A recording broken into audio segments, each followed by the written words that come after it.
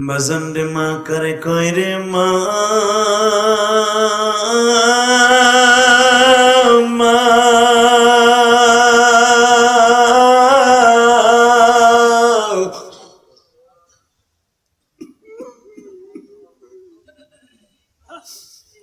তোমরা যেই ঘটনা শুনতে চাইছো এখন বলে দিয়ে যাই। আল্লাহ কেন মা বাবার খেদমতের কথা বললেন রে ভাই? মা টেলিফোন করছে, বাবা রিপন রে আমার কাপড় দুইটা ছিঁড়ে গেছে, দুইটা কাপড় দিবিনি। মা আগামী মাসে নিয়ে আসতেছি, তুমি দোয়া কইরো মা।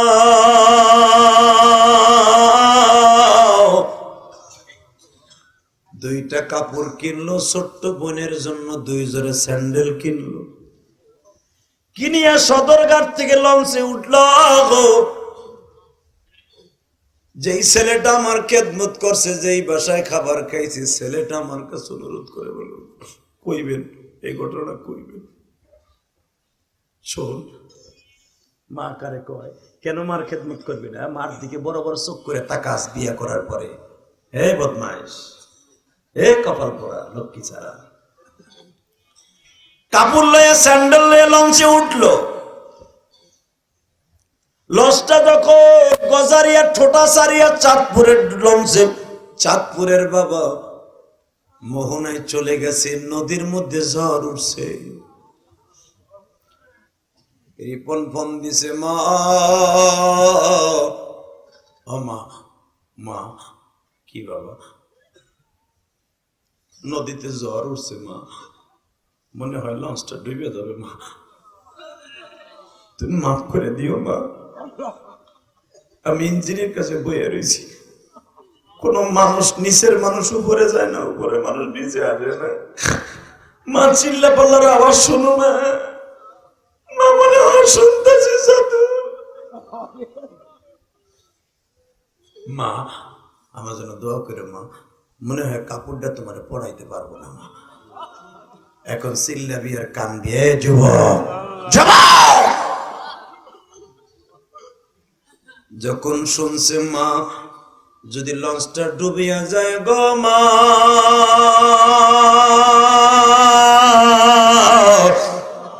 দুধের দাবি রাইখো না গো মা।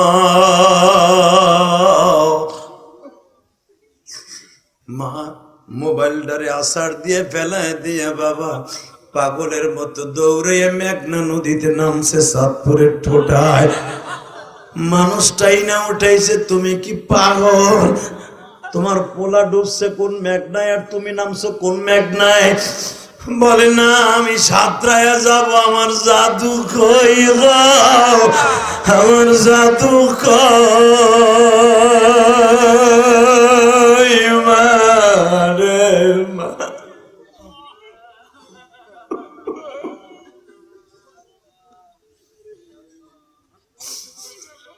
বাজান রে লঞ্চটা ডুবার 1 মিনিট আগে আবার ফোন দিছে, মা এইটাই জীবনের শেষ ফোন রে মা, আর তোমার বেরাত করব না।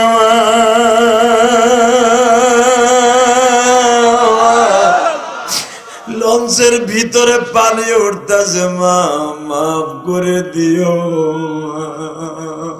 মা।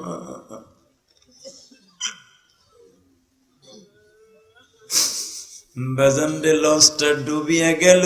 5 দিন পরে লাশটা লইয়া র্যাব বাইরা পকেটের ঠিকানা অনুসারে লইয়া গেল সখীপুর বাবা।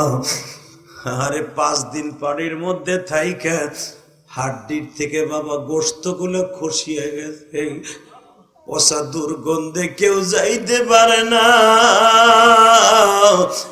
একজন মাত্র দরদির নাকে পচা গন্ধ লাগে না, বাইরে দৌড়ে গেছে। মা লাশটা বুকে নিয়ে চিল্লায় আর কান্দে আর বলে, বাবারি বোন রে, ও বাবা, বাবা, ও বাবা, তুই কি কাপড় কিনে আনলি? আমি মায়ের পরাইবার আগে তুই সাদা কাপড় পরলি, ও বাবা তুই আমারে কই রাইখা গেলি বাবা, তুই আমারে কই রাইখা গেলি বাবা।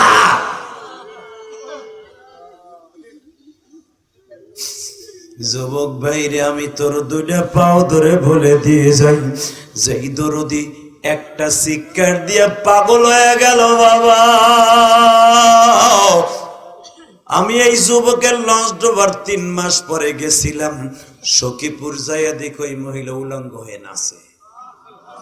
আমি জিজ্ঞেস করলাম এই মহিলা গাড়ির সামনে লাফাইকে, সবাই কান দেওয়ার করে এই যে সেই মহিলা হুজুর যার বাচ্চা ছিল তারা মারে সিঁড়িতে দিয়ে চলে গেছে, কেউ তারে কাপড় পরাইতে পারে না।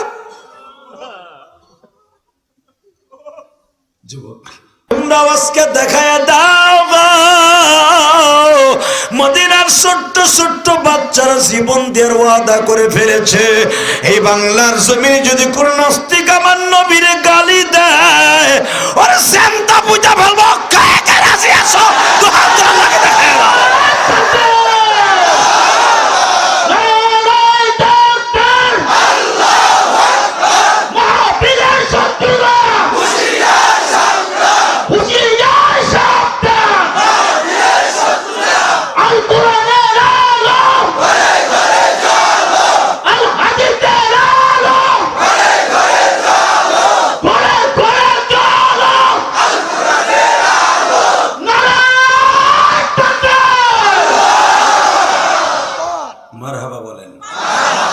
আওয়াজগুলো ভালো না খারাপ? এবার প্রমাণ হবে আমার জাদু ভাই আশেকের রাসূল কয়জন আছে। শুধু এখন চোখে পানি থাকবে আর কিছু থাকবে না, ইনশাআল্লাহ বলেন, আরো জোরে বলেন ইনশাআল্লাহ। আপনার খারাপ লাগতেছে? বেশি রাত করবো না, অল্প সময়ের মধ্যে বিদায় নিয়ে যাবো। হ্যাঁ আরে হ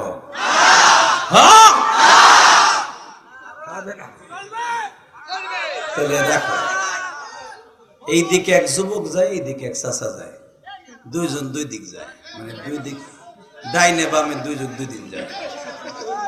আর ঠিক আছে ভাই বইব তো, মানে এগো দুইজনকে দিয়ে বাকিগুলো সতর্ক করলাম, আর কেউ যাওয়ার নিয়ত করেন না। এরপরে যাইতে চাবেন লুঙ্গি টেনে ধরবো। এক চাচা কয় লুঙ্গি টেনে দিলে খুলে গেলে অসুবিধা কি? খুলে যে যাব কথা কি হয়েছে, খুলে যাবে লুঙ্গি থুয়ে যাবেন গা, খবরদার ওঠার চেষ্টা করবেন না, ইনশাআল্লাহ বলেন।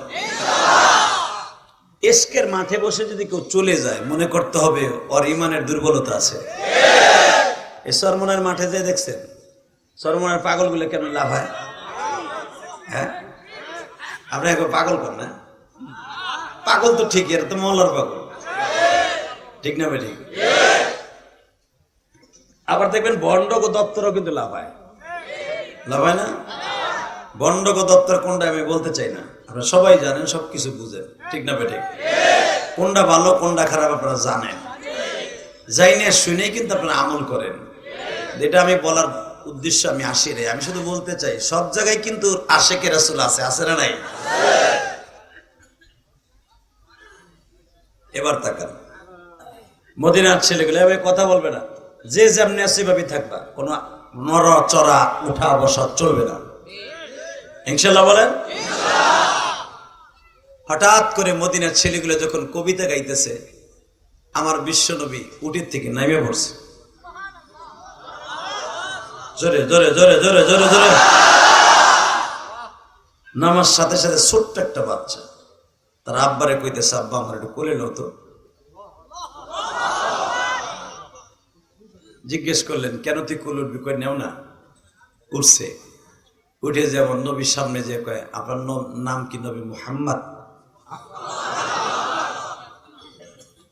নবী বলে নাম, তোমার নাম কি? আমার নাম ইবনে হারেসা। হারেসা ইবনে হারেসা, কেমন আছো? ভালো। আমার মন বলে আমি আপনার গালে 2টা চুমা দেব, আমি দেখবো আপনার মিজদাক কি, আপনার মিজাজটা কি। মানুষে বলে আপনি বলে সন্ত্রাসী, মানুষে বলে আপনি বলে দেশদ্রোহী, মানুষে বলে আপনি বলে এক দেশে আগুন লাগায় আর এক দেশে আইছেন। আমার দেশের মুনাফিকরা বলে আমি একটু দেখবো আপনার কত ভালোবাসা। বাজান রে, আমার নবী বাচ্চাদেরকে অনেক ভালোবাসতেন। এই জন্য বাজান হাসান হোসেন রে নবী পিঠে উঠাইয়া নামাজ পড়ছে। আমার নবীর বড় মেয়ের জায়নাবের একটা মেয়ে ছিল বাবা, এই জায়নাবের মেয়েটাকে কোলে রাইখে নবী নামাজ পড়তেন। এ বাজান, বাচ্চাদেরকে আমার নবী অনেক ভালোবাসতেন গো বাবা।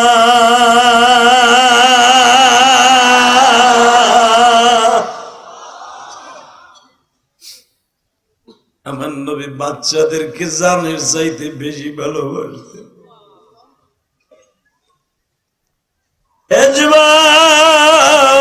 আমাদের সমাজে ছোট্ট ছোট্ট বাচ্চাগুলি আছে, তাদেরকে কখনো তোমরা মারবা না। আমার বৃদ্ধ বাবাজিরা যারা আছেন, যুবকদেরকে প্রাণ খুলে ভালোবাসবেন, কারণ এরা আপনাদের ভালোবাসা পাই একদিন আপনাদের শ্রদ্ধা করবে। আর আপনারা যদি না করেন, যদি বুড়া একটা বদমাইশ, পরে সালাম দেওয়া যায় না। কথা কর না কেন? আমাদের সমাজে অনেক বিরুদ্ধ লোক আছে, মসজিদে গেলে পোলাপানে রমজান মাসে তারাই দেয়।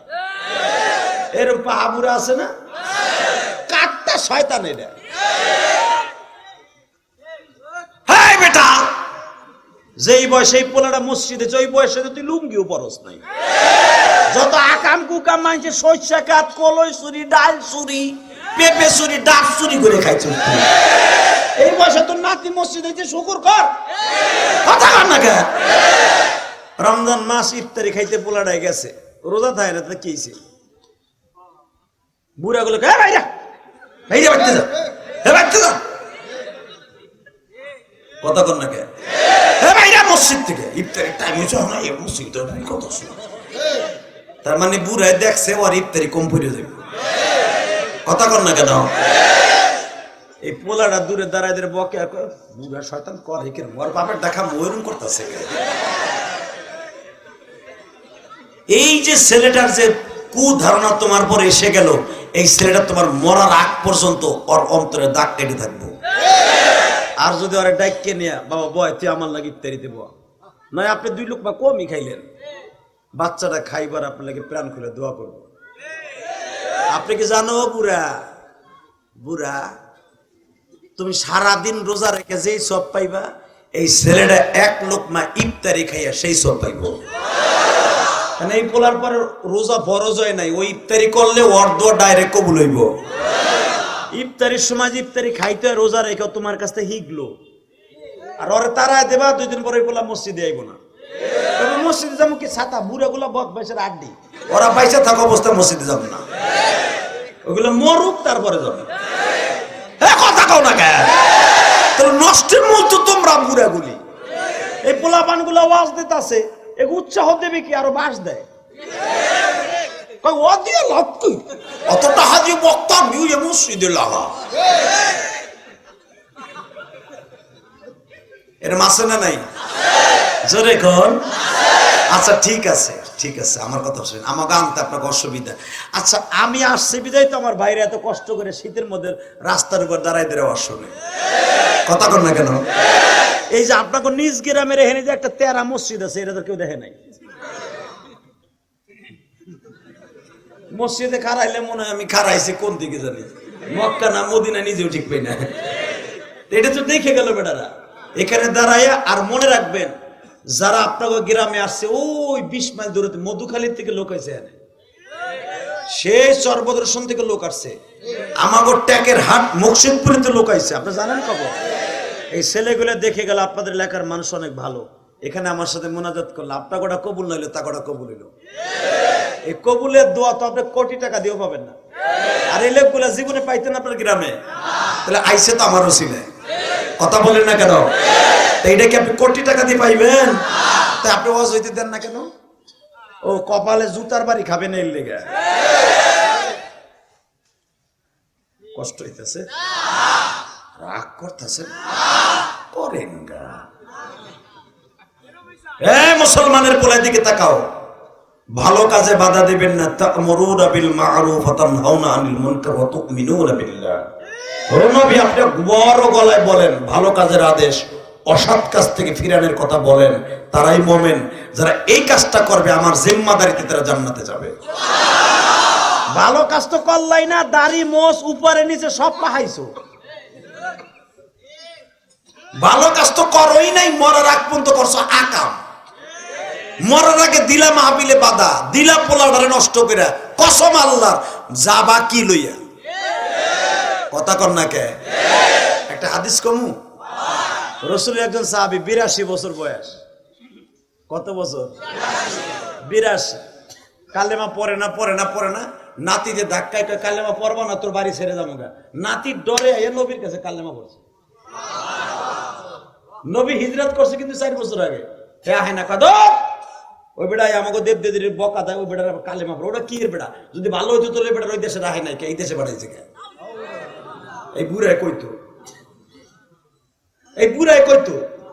হঠাৎ করে কি লেগে জানি তার নাতির একটা ব্যবহারে কালেমা পড়ে গেছে। সে ব্যবহারটা কমু ওই আমার বাজারের বানানো ফ্যাক্টরি না, এটা বুখারী শরীফের হাদিস। আনাস ইবনে মালিক বলেন, আমরা ওই মজলিসে ছিলাম, ওই বুড়ার ইসলাম কবুল করার সিস্টেম কেমনে। আর একটা সিস্টেমে বললে আরো মজা লাগবে। রসুলের যে চাচা হামজাকে যে শহীদ করছিল, ওর নাম ছিল ওয়াহশী। কি নাম? জোরে কোন, আরো জোরে, জোরে কোন। ওহুদের মাঠে 2 জন নবী বলছিলেন, এই 2 জন যদি কালেমাও পড়ে, ওরা 2 জন যেন আমার সামনে না আসে। 1 নম্বরে আমার চাচারে যে হত্যা করছে, 2 নম্বরে যে আমার দাঁত ভাঙছে, যার কারণে আমি আজকে গোস্ত চাবাই খাইতে পারি না। আমার লোহার কড়াই খেন্দে ঢুকে হেন্দে বাইরে গেছে, আমি জোরে হাত দিয়েও করতে পারি না। আমি হাত দিয়ে মারির দাঁত দিয়ে চাবাই খাইতে পারি না। ওরা জন্য আমার সামনে না আসে, আসলে আমার ওই মায়ের কথা মনে করে যায়। আমি সহ্য করতে পারব না, বরদোয়া লেগে দেব। আমি তাকে মাফ করে দিছি, কিন্তু আমার কষ্ট জাগবো, ওরা যেন আমার সামনে না আসে। এই ডিক্লেয়ার যখন মদিনায় ওয়াহশী শুনছে, আর ইবনে কুমাইয়া যে নবীর দাঁত ভাঙছিল, ও তো মরেই গেছে গা, ও বাইচা নাই, কিন্তু ওয়াহশী বেঁচে ছিল। 2 জনের 1 জন বেঁচে ছিল। হঠাৎ করে মাত্র 1 বছর পরে ওয়াহশী শুনতে পাইল যে আমি কালেমা পড়লো, নবী আমার সামনে যেতে না করছি। ওয়াহশীর ভিতরে একটা অনুশোচনা আইল যে লোকটা এত দামি, আমার সামনে দেখে তাও আমার মারার অর্ডার দেয় না। এই লোকটা অনেক উদার মনের মানুষ, আমি যাই, যাই কালেমাটা পড়ে মুসলমান হয়ে যাই। বেজান্ডি ওয়াহশী কালেমা পড়ে ফেললেন। ওয়াহশীর হযরতে বেলাল পিছনে চাদর ধরে টান দিয়া কয়, তুই আমার নবীর সামনে যাবি না, তুই গেলে আমি তোরে মাইরিলাম, তুই গেলে আমার নবীর মনে কষ্ট জাগবো, তুই যাবি না।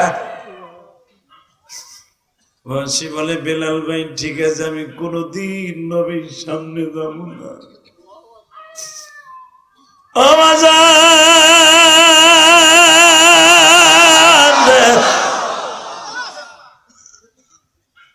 নবী 1-2 বছর না, প্রায় 5-7 বছর পর্যন্ত নবীর সামনে যায় না।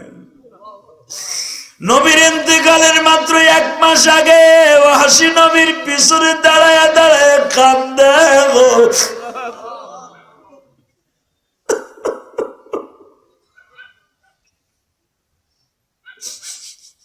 ওয়াহশী কান্দে আর কয়, বেলাল রে,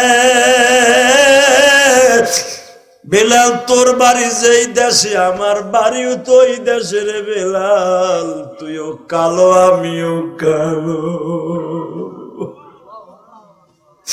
আমারে আনছিল ভাড়া কইরা হুজুরের চাচারে মারার জন্য, আমি তো তখন জানোয়ার ছিলাম রে ওয়াহশী বেলাল। আমার নবীর কাছে তুই একটু ঘটকালি কর, আমার নবী যদি একবার আমার সামনে যাইতে দেখ,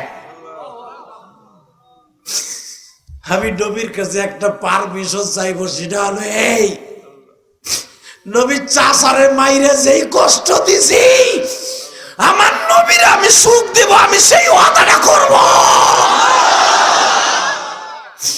আমি বেঈমান গুলারে 2 টুকরা করে করে নবীর অন্তরে সুখ দিব।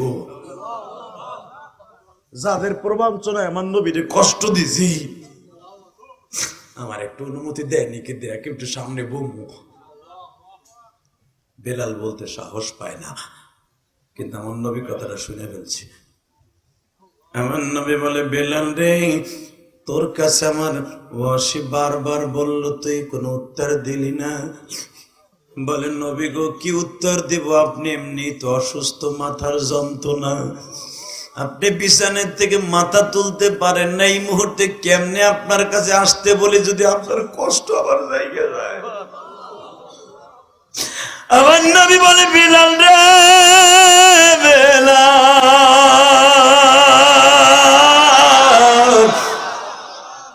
হাসির আসতে কর, আব্দুল্লাহ হাসির আসতে কর।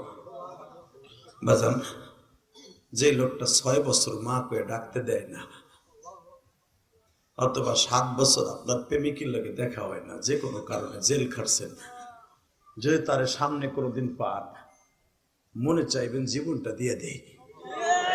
আর আমার নবী তো পৃথিবীর শ্রেষ্ঠ মহামানব। বেলাল যখন অনুমতি পাইছে, বাবা, মসজিদ নববীর খুঁটির সাথে একটা বাড়ি মারছে মাথারে। এই হাসি, এই চেহারা ভালো লাগে, নবীর সামনে যাইতে পারবি না, নবীর সামনে যাবি রক্তাক্ত অবস্থায়।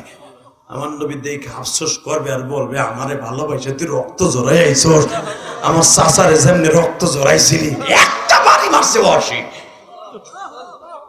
রক্তগুলো ঝর্ণার মতো ঝরতেছে। নবীর সামনে যে কয়, ঠিক এইভাবে আপনার চাচারে মারছিলাম। কোন আপনি আমার আর কত রক্ত দেখতে চান? এটা আমার কপালের রক্ত, আমার বুকের রক্ত, অন্তরের রক্ত দেখেন নাই নবী? আমার অন্তরের রক্ত দেখেন নাই? এর চাইতে বেশি রক্তক্ষরণ হয়েছে আমার কলিজায়।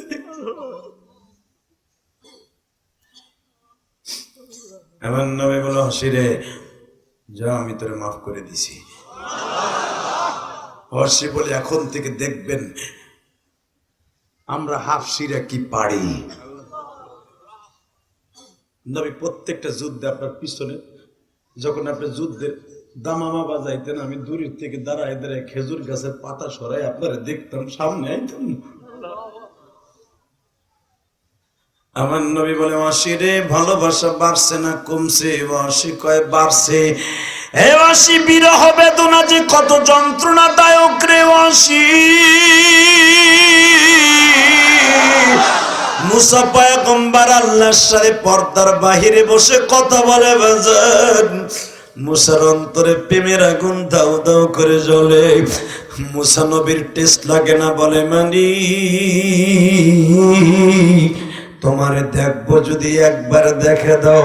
আল্লাহ বললাম, তাওয়ানি, আমারে দেখার সেই চক্ষু নাই রে মুসা।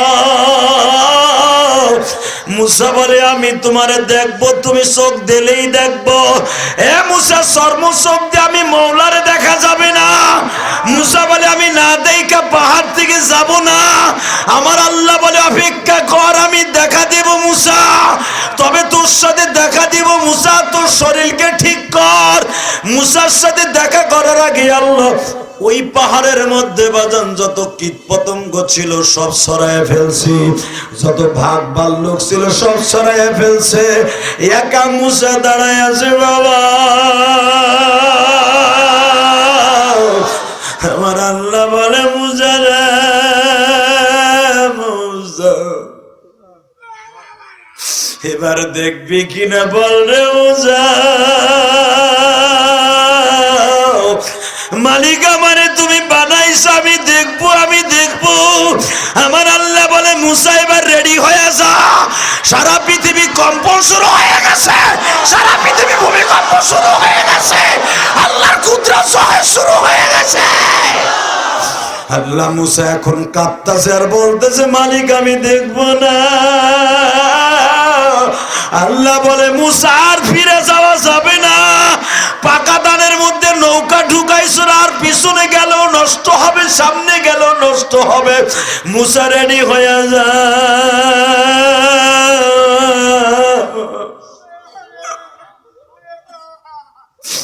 বেজন্ডে এখন চিল্লাবার কানবা।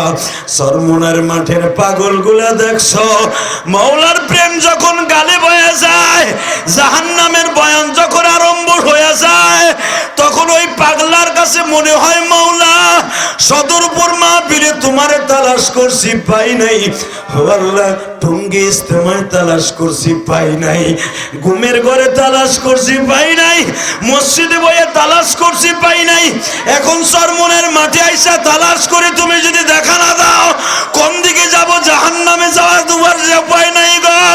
ওই পাগলটা চিল্লা পাল্লা শুরু করে দেয় গো বাবা। এই চিল্লানোটা আমার মাওলা শুধু দেখতে থাকে আর ফেরেশতাদের বলতে থাকে আল্লাহু আকবার, আল্লাহু আকবার। পাগল গুলার চিল্লা পাল্লা সারা দুনিয়ার মানুষ দেখতেছে বাবা। তোমরা